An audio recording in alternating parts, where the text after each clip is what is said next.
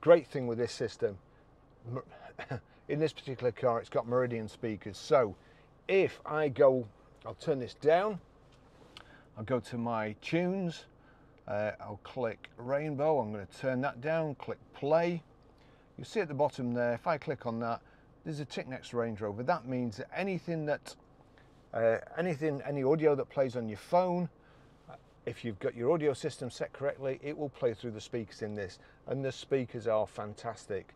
So it's playing, it's turned down, we go over to, or we can either go over to audio here.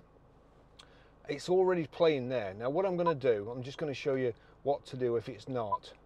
So it's no good doing it the easy way, is it? So right, we'll just go back, we'll go back to nav, click play again because it's gone off. So we want this tune to play through here. We go to audio video, and then my music. It's on auxiliary at the moment, and there's a plus here. If there's not a plus, just click out of it and go back in, or click into something else, and the next time there'll be a plus there. And then we want Barry's iPhone. See my music, oh, timed out, so we'll do it again. Barry's iPhone, click on that. So that's showing, it's playing the track that's on here. Now I'll turn it up.